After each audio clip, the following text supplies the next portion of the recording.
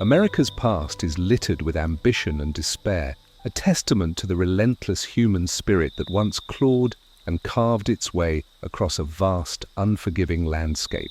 And in these forgotten corners, where the earth still bears the scars of pickaxes and dynamite, something lingers. Not just the dust of memory, but a palpable, chilling presence, a darkness woven into the very fabric of the abandoned.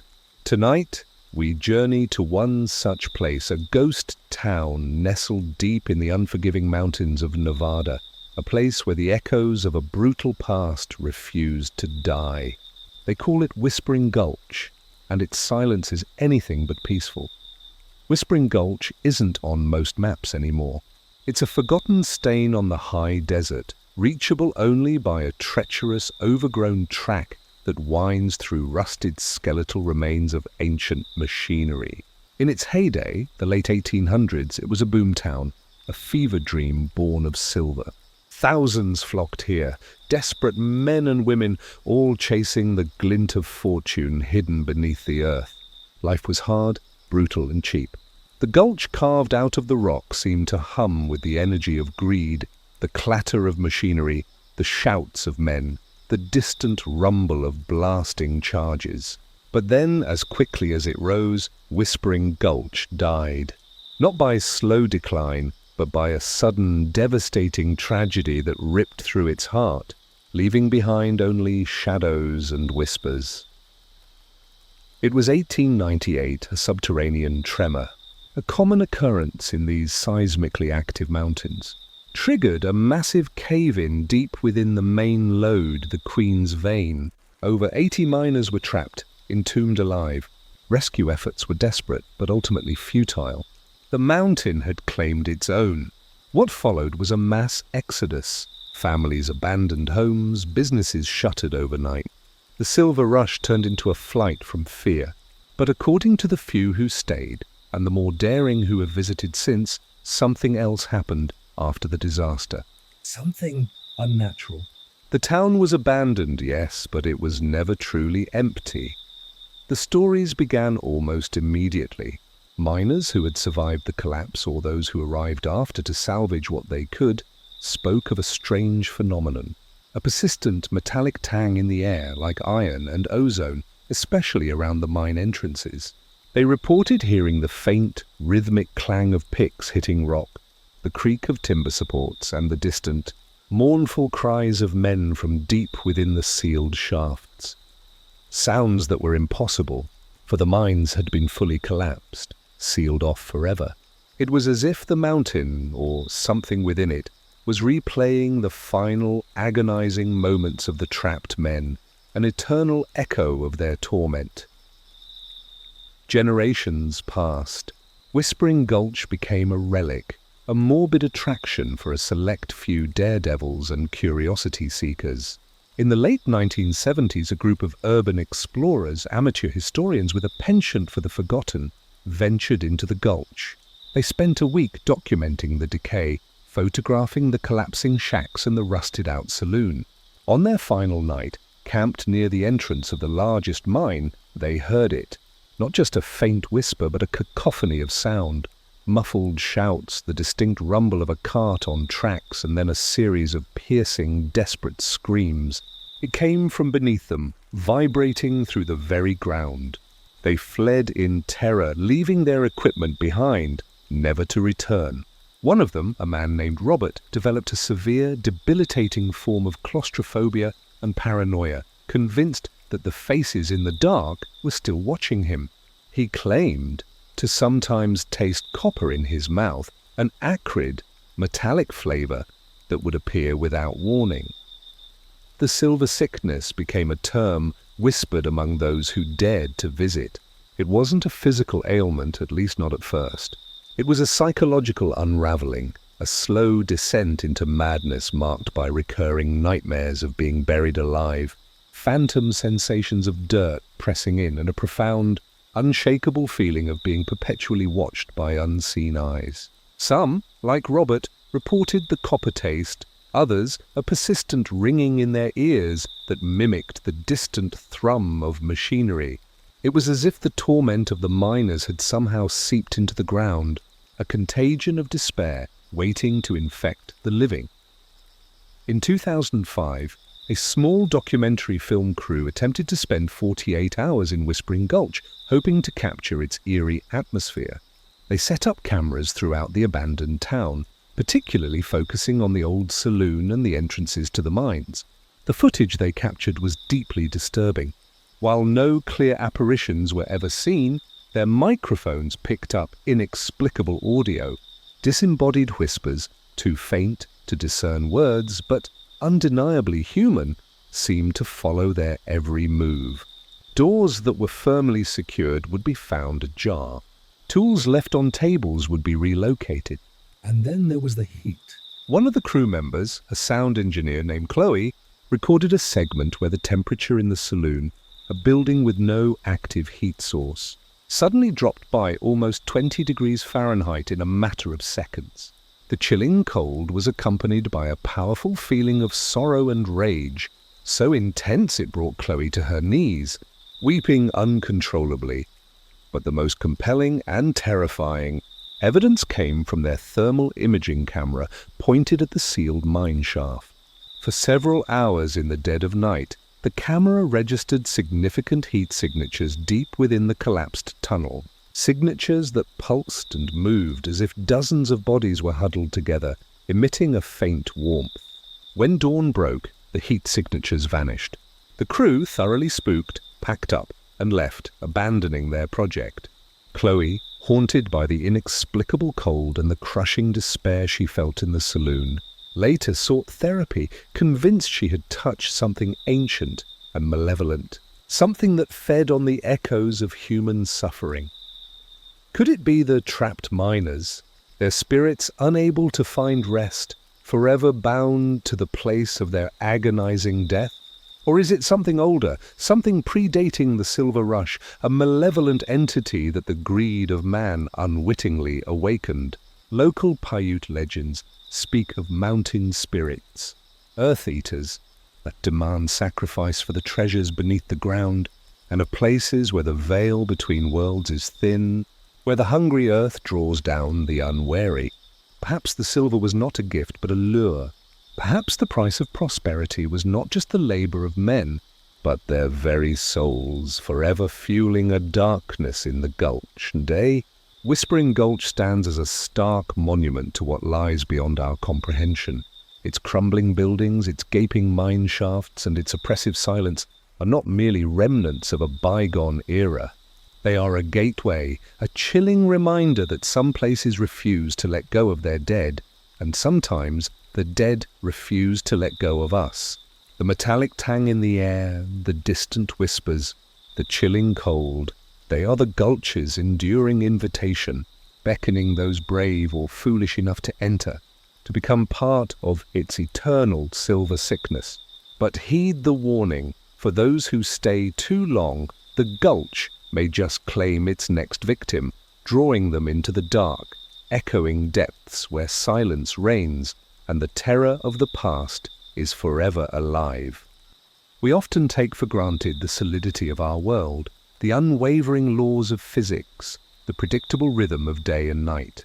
But what if, in the most isolated corners of our vast American landscape, these fundamental truths begin to fray? What if the very fabric of reality can glitch, momentarily revealing something profoundly unsettling, something that exists just beyond the edges of our perception? Tonight, we delve into a phenomenon whispered about in hushed tones, a terrifying distortion known only as the static field, a recurring nightmare that has driven people to madness and swallowed others whole in the heart of our most ancient wilderness. The Appalachian Mountains, a spine of ancient rock and dense forest, have long been a cradle of folklore and mystery. It is a region of deep hollows and mist-shrouded peaks where communities remain isolated and old ways persist. It is here, particularly in the most remote stretches of West Virginia and eastern Kentucky, that reports of the static field began to emerge in the late 1970s. Initially dismissed as local superstition, the consistency of the accounts across disparate regions And the chilling similarities in their descriptions paint a picture of something far more pervasive and terrifying than mere legend. The phenomenon typically begins with an unnerving silence. The birds stop singing, the rustling of leaves ceases, and even the hum of insects vanishes. An absolute oppressive quiet descends, as if the world itself has held its breath. This silence is swiftly followed by a faint, high-pitched hum, almost imperceptible at first, but growing in intensity, a sound that seems to emanate not from any external source, but from within the very air itself. Then the visual distortions begin. Witnesses describe the air shimmering like heat rising from asphalt, but far more intense. Distant trees appear to briefly pixelate, as if their images are rendered on a malfunctioning screen. The horizon might momentarily ripple, objects at the periphery of vision blur or double, and colors can seem to bleed, creating a nauseating, disorienting effect. But the most terrifying aspect of the static field is its psychological impact. Those caught within it report an immediate onset of intense paranoia, a crushing sense of dread, and profound disorientation. Many claim to hear whispers, faint and distorted, just at the edge of hearing, speaking in a language they don't understand, yet filled with an undeniable malevolence. Others experience vivid, waking hallucinations. Shadowy figures darting through the trees, fleeting glimpses of impossibly tall, gaunt beings, or faces forming within the swirling air itself. The fear is primal, overwhelming, often leading to panic attacks and a desperate, illogical urge to flee deeper into the affected area. Consider the harrowing experience of the Caldwell family in 1995. On a peaceful camping trip in a remote West Virginia state park, their idyllic retreat turned into a nightmare. Sarah Caldwell, then a teenager, recounted how the usual sounds of the forest suddenly died. Her father, Mark, initially a skeptic, scoffed at her mother's growing unease. But then the humming began, a resonant thrum that seemed to vibrate in their teeth. Sarah described seeing the distant tree line shimmer, the individual leaves on the branches appearing to melt and reform. Her younger brother, 10-year-old Ethan, began to cry, pointing frantically into the dense woods, muttering about the tall man. Mark, normally a calm, rational man, grew agitated. He started muttering to himself, his eyes wide and unfocused, claiming the voices in the hum were telling him secrets, urging him deeper into the forest.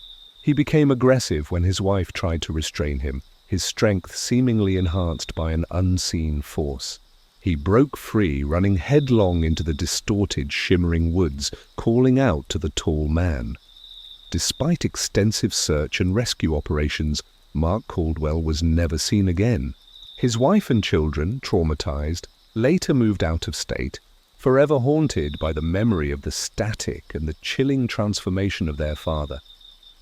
In 2007, a group of amateur radio enthusiasts, led by a former military communications specialist named Ben Carter, were attempting to pinpoint the source of unusual electromagnetic spikes reported in a vast, empty expanse of Nebraska. They set up their sophisticated equipment in an isolated field, far from any major power lines or populated areas. As dusk settled, the static began. Ben's sensitive receivers picked up not just electromagnetic interference, but complex, non-human sounds amidst the white noise, rhythmic clicking, deep guttural growls, and what sounded eerily like distorted, echoing screams. One of the team members, Sarah Jenkins, a brilliant but highly sensitive young woman, began to hyperventilate. She tore off her headphones, screaming about the patterns and the eyes in the static. Her behavior quickly escalated. She started speaking in a language none of them recognized, a guttural, ancient-sounding tongue, her body trembling uncontrollably. Then, with a chillingly serene expression, she simply walked away from the group, directly into the middle of the vast, open field, towards where the air was visibly shimmering with intense distortion. Ben and his team, paralyzed by a combination of fear, and the disorienting effects of the static couldn't reach her in time. She simply vanished, swallowed by the shimmering air, leaving behind only the terrifying recording of her last, incomprehensible words and the persistent, chilling hum of the static. Her camera, found later, contained several corrupted images, fractured, pixelated landscapes, and one particularly disturbing, unidentifiable shape in the far distance, barely visible through the distortion. What is the static field? Is it a rare, natural atmospheric phenomenon that subtly alters brain chemistry and perception? Or is it something far more profound and terrifying? Some theories propose it's an interdimensional bleed-through, a tear in the fabric of reality where another, incomprehensible dimension briefly intrudes upon our own. The whispers, the distorted visions, the overwhelming dread. These could be artifacts of a world not meant for human minds, its inhabitants glimpsed only in fragmented, terrifying forms. Others suggest it's a form of ancient, pre-human intelligence, an entity or collective consciousness that exists on a different frequency, using these static fields as a means of communication, or perhaps as a hunting ground, drawing in those susceptible to its influence. The disappearances are not random. Those who vanish are not lost, but taken, pulled beyond the veil, into a reality we cannot conceive. The places where the static field appears are now known as dead zones among the few who are aware of them. Locals avoid them, speaking of them only in whispers, if at all. These areas, once vibrant parts of the natural world, now carry a palpable sense of emptiness, an eerie quiet that belies the terrifying energy that can erupt there at any moment. They are a constant, unsettling reminder that our understanding of the universe is fragile, and that just beyond the mundane, in the quiet, forgotten corners of America, something truly alien and terrifying waits, ready to pull back the curtain on our reality, if only for a moment, to show us the true face of cosmic dread. The static field remains an unanswered question, a terrifying possibility that lingers in the air, a reminder that we are not always safe, even within the confines of our own minds, against the unseen horrors that await when reality itself begins to break down. In the vast, sprawling heartland of America, where the fields stretch to meet endless skies and the rhythm of life is measured by seasons, there's a certain kind of quiet that can be deeply unsettling. It's the kind of quiet that conceals, that absorbs secrets without a trace. We often associate horror with dark, crowded places, with ancient ruins or malevolent spirits. But what if the truest terror lies not in the spectacle, but in the absence? What if people simply vanish from the sanctity of their own homes without a struggle, leaving behind nothing but an echoing void? Tonight, we explore the chilling phenomenon known as the silent harvest, a series of inexplicable disappearances that defy all logic, leaving only questions and a profound, bone-chilling dread in America's most serene landscapes. The cases of the silent harvest span decades, stretching across the isolated farms and homesteads of the Midwest and the vast, forested wilderness of the Pacific Northwest. They are not sensational headline-grabbing abductions. There are no ransom demands, no signs of forced entry, no struggle, no bloody trails. Instead, there is a meticulous, terrifying absence, as if life was simply paused, and then one crucial element, a human being, was surgically removed. These are not cases of people running away or getting lost. These are something else entirely, something that operates with an unnerving precision and an unknowable purpose.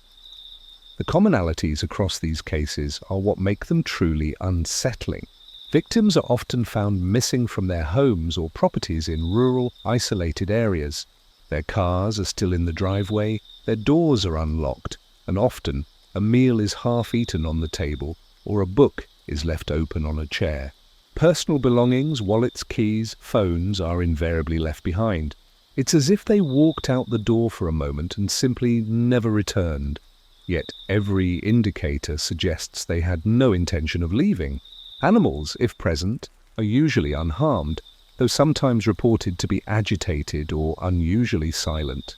The scenes are immaculate, undisturbed, as if a ghost had simply floated away, leaving no physical evidence of their departure. One of the most infamous and chilling cases is that of the Peterson family in rural Iowa. 1982, John and Mary Peterson, along with their 2 young children, 8-year-old Emily and 5-year-old David, were a quiet, unassuming family. Their closest neighbor was 10 miles away. On a crisp autumn morning, a concerned relative arrived for a planned visit and found the house eerily still. The front door was unlocked. Inside, breakfast was on the stove, still warm. 4 places were set at the kitchen table. The children's beds were unmade, their toys scattered on the floor. Everything was precisely as it should be, save for the family themselves. Not a single item was missing, no windows broken, no footprints other than their own. The only anomaly, found later by investigators, was a perfect, intricate spiral carved into the dusty floor of their barn beneath a locked trapdoor leading to an empty root cellar. It seemed to have been etched with a single, sharp implement, and again, no other prints or signs of struggle surrounded it. The Peterson family had simply vanished. Extensive searches of the property and surrounding farmlands yielded nothing. They were gone. Years later, in 1999, the remote woodlands of Oregon became the stage for another chilling disappearance. Agnes Thorne, a reclusive elderly woman known for her meticulously kept homestead, was reported missing by a delivery driver who found her mail overflowing. Deputies entered her home to find it pristine. Her rocking chair was still gently swaying by the fireplace, a half-finished knitting project laid carefully on a side table, and a book of poetry open on the armrest. Agnes, however, was nowhere to be found.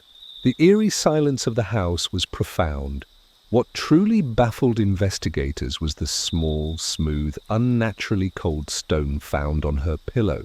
It was a dark, obsidian-like rock with a single, perfectly etched line carved across its surface.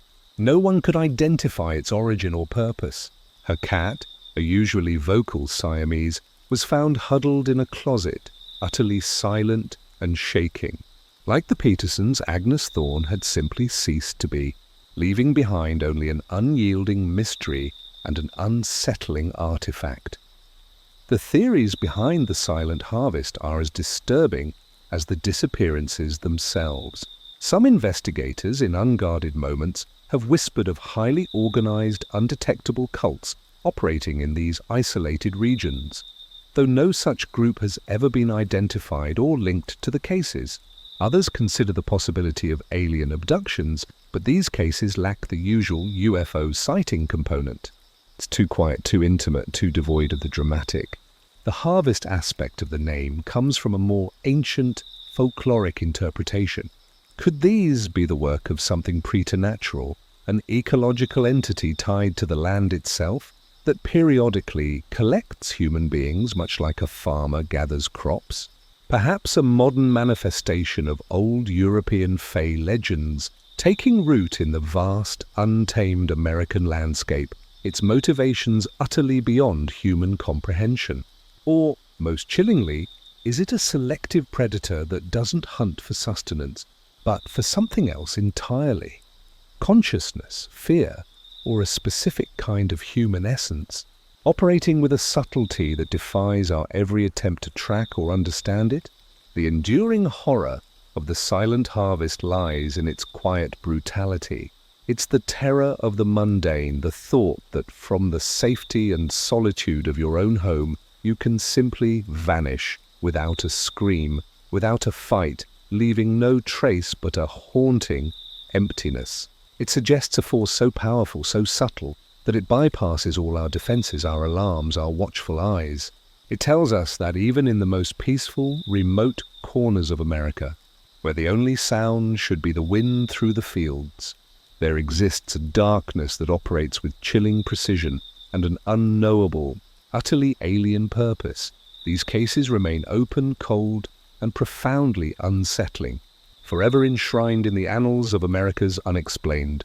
The American heartland, so often a symbol of safety and simplicity, holds a darkness that operates with a chilling efficiency, a testament to the fact that some mysteries are not meant to be solved, and some horrors are too subtle, too vast, to ever be truly understood.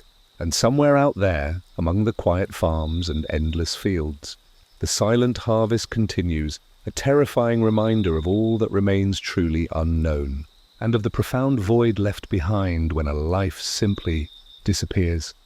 We stand on the precipice of an unimaginable truth, clinging to the comforting illusion that time moves in a linear fashion, a steady march from past to present to future. But what if that march isn't so steady? What if, in the hidden corners of our reality, the timeline itself is fracturing, allowing whispers or even echoes from a future that has yet to arrive to bleed into our present?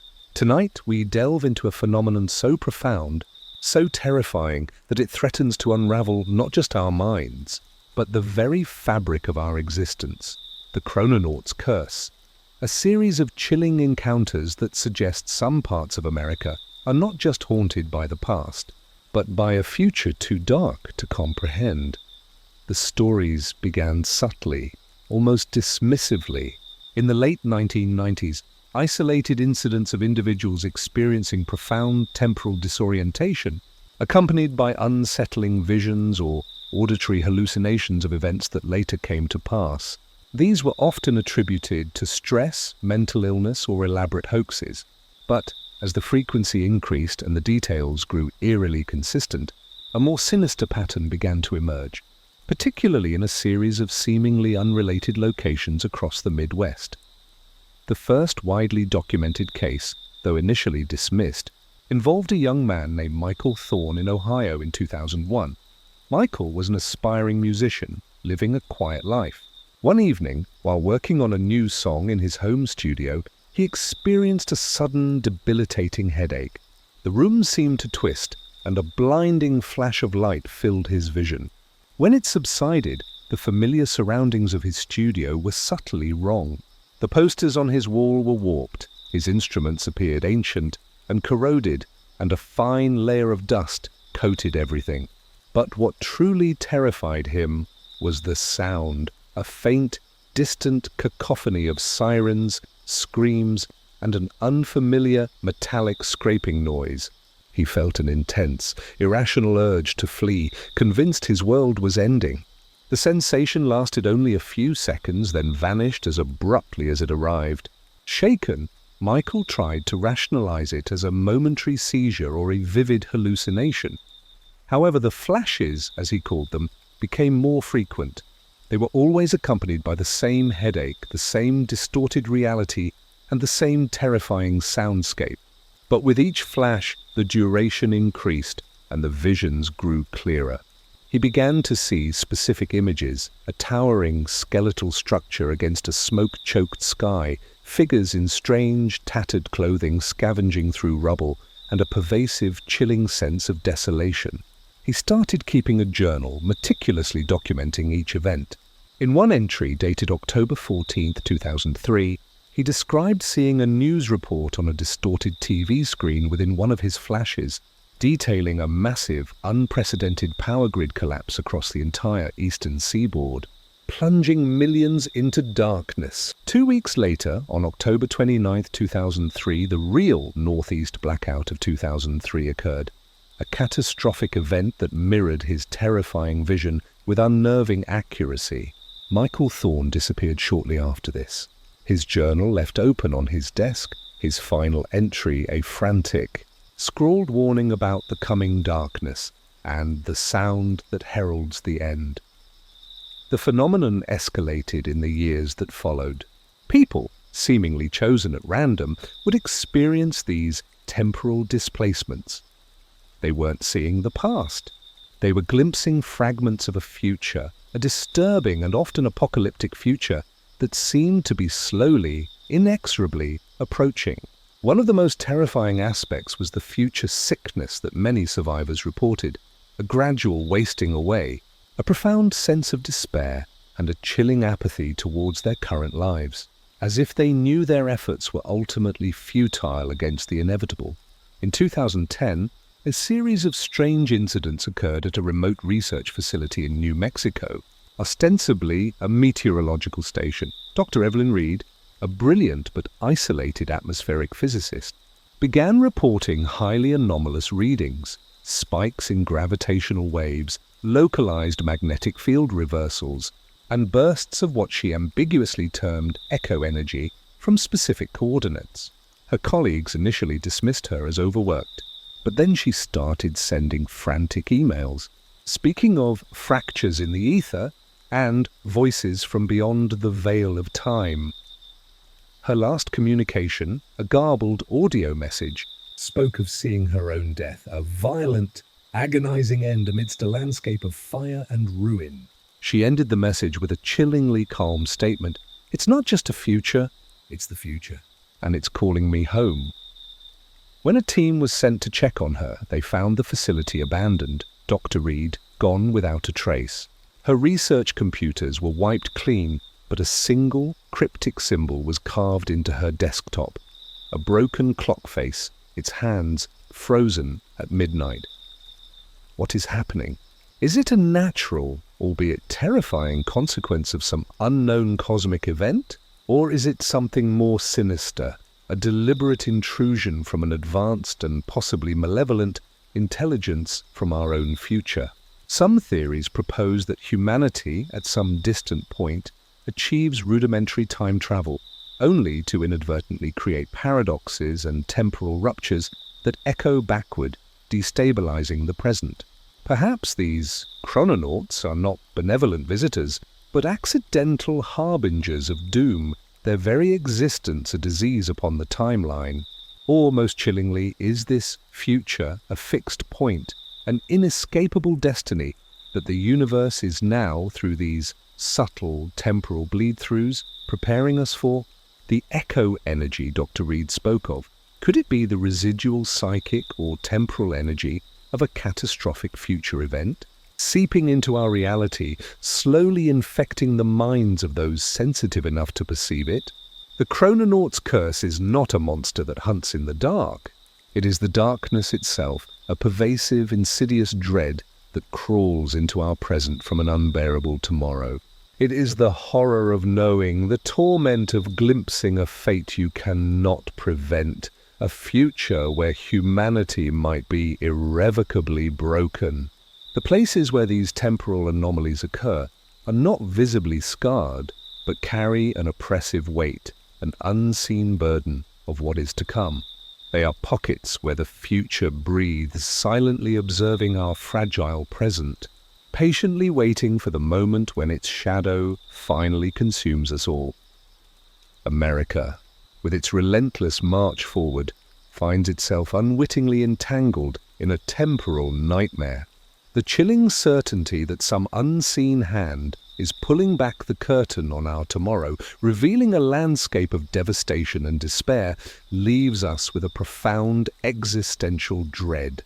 For those touched by the chrononaut's curse, life becomes a grim countdown, a slow, agonizing slide towards a future already seen, already felt, a future that is not merely waiting, but actively reaching back, ready to claim its own.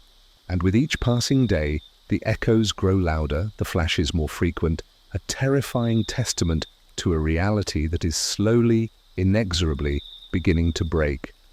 Beneath the rolling hills and ancient forests of America, there lies another world entirely, a world of perpetual darkness, of crushing rock and echoing silence. For centuries, humanity has delved into this subterranean realm, lured by the promise of untold riches, only to discover that the earth holds more than just treasure. It holds secrets. It holds hunger. And sometimes, in the deepest, most forgotten minds, it holds something truly monstrous. Tonight we journey into the suffocating depths, into the chilling legends of the hungry earth, where the mines themselves become sentient, malevolent entities demanding a gruesome tribute. The Appalachian coalfields, a region etched with the sweat and blood of generations of miners, are ripe with tales of the uncanny. The work was brutal, the conditions deadly, and the line between the natural and supernatural often blurred. But among the many stories of ghosts and bad luck, there emerged a more primal, terrifying narrative, that of certain mines, specific shafts that seemed to possess a will of their own, an insatiable appetite for the flesh and souls of those who dared to invade their depths. These weren't just dangerous mines. These were places where the very rock seemed to breathe, where the darkness itself felt alive, malevolent. The phenomenon began not with collapses or gas leaks, but with something far more insidious. Miners would report an intense, overwhelming sensation of being watched, even in the deepest, most isolated tunnels. Then would come the whispers. Faint, distorted voices seeming to emanate from the rock face itself, speaking in a language no one understood, yet filled with a chilling, hypnotic quality. And then people would start to disappear. Take the case of the Black Creek Mine in West Virginia, 1950, a relatively small family-owned operation. It was known for its rich seams, but also for an unsettling silence that would periodically descend upon its lowest levels. Elias Vance, a veteran miner, described it as a dead quiet, where even the sound of his own breathing seemed deafening. He was working alone one afternoon, deep in a newly excavated shaft, when the whispers began. They seemed to come from all directions, a cacophony of soft, sibilant sounds that tugged at the edges of his sanity. He felt an intense, irrational urge to follow them, to step into the darkest recesses of the unmined rock. He resisted, fighting a profound disorientation. He turned to leave, but then, in the absolute darkness beyond his headlamp's beam, he saw them. Two small, pinprick lights, an eerie, glowing red, just barely visible, moving slowly towards him. He didn't wait. He fled, screaming, scrambling through the tunnels until he reached the surface, gasping for air, convinced something was hunting him in the dark. Elias never returned to the mine. His story was dismissed as a breakdown, but within weeks 2 other miners from Black Creek vanished. No cave-ins, no gas, no sign of struggle. Their tools were left neatly beside their work areas, their lamps still burning. They had simply ceased to be. Search parties found nothing but the oppressive silence and the pervasive, almost animalistic smell of damp earth and something else, something subtly foul, like stale blood. The mine was eventually shut down, but the local folklore persisted. Black Creek was alive, and it had claimed its tribute. The hungry earth phenomenon wasn't confined to isolated incidents. Across different states, in different eras, similar stories emerged from the mouths of terrified survivors. In the arid copper mines of Arizona in the 1920s, prospectors spoke of tunnels that seemed to shift and breathe, of strange, rasping sounds echoing from impossible distances, and of co-workers who simply walked into unlit shafts and never returned, their footsteps ending abruptly in the dust. The common thread was always the same, an inexplicable pull into the deep, a feeling of being consumed, and the complete, utter lack of physical evidence after a disappearance. In 1985, a team of spelunkers exploring a series of abandoned gypsum mines in northern Michigan encountered something horrifying. They were experienced cavers, meticulously mapping new passages. After several hours underground, their lead, a man named David, began to complain of an intense pressure in his head and a metallic taste in his mouth. He became disoriented, pointing to a dark, narrow fissure in the rock wall, claiming he could hear singing coming from within. As his team tried to guide him back, David suddenly let out a blood-curdling scream.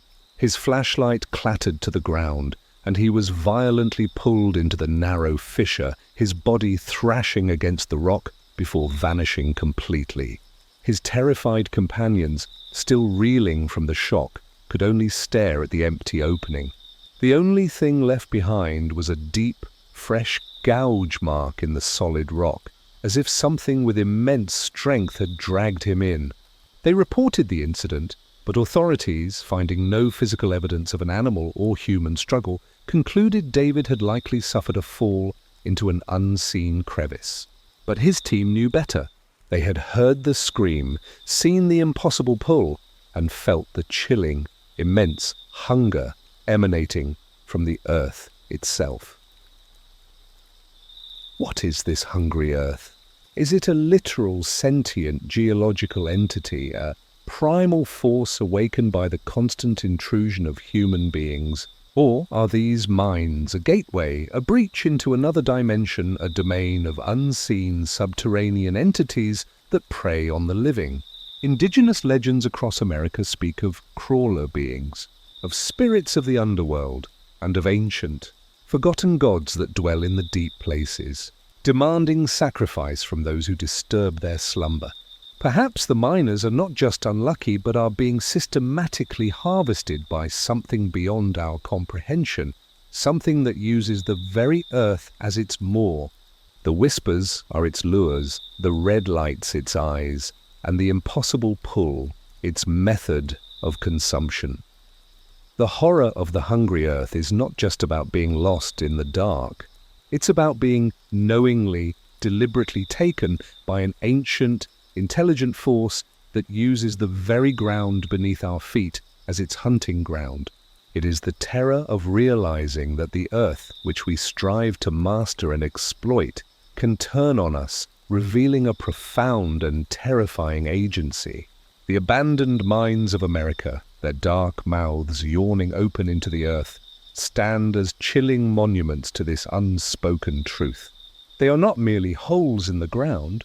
They are mouths waiting to be fed, their ancient hunger an unending testament to all that lies unknown and malevolent in the suffocating darkness beneath our world. For those who dare to listen closely, the earth still whispers, and sometimes it calls. And in the silent, crushing depths, the hunger endures, patiently waiting for its next unwary meal. There is a particular innocence to childhood, a boundless curiosity that draws young minds to the wonders of the natural world. But sometimes, in the most seemingly idyllic settings, that innocence is tragically shattered, and a child simply vanishes. These are not cases of runaways or typical abductions. These are disappearances that defy all logic, leaving behind only bewildered parents, baffled authorities, and a chilling void where a life once sparkled. Tonight, we journey to the quiet, forgotten corners of America where such tragedies unfold, into the unsettling legend of the stolen children, and the unsettling whispers that emanate from the shadowed cottonwood grove. The phenomenon of the stolen children is particularly concentrated in isolated, rural communities across the American South, often near ancient sprawling groves of cottonwood trees. These trees, with their distinctive shimmering leaves and ghostly white bark, are beautiful, but in these legends they become silent, ominous sentinels guarding a darker secret. The stories tell of children, always young, typically between the ages of 4 and 9, disappearing without a trace, often from their own yards, or while playing just within sight of their homes. The circumstances are eerily similar across dozens of cases spanning generations. A child is seen playing, perhaps chasing butterflies or exploring a familiar patch of woods. A parent looks away for a mere moment, to answer a phone, to turn a dish, to tie a shoe, and when they look back, the child is gone. No scream, no struggle, no footprints leading away, no signs of a fight.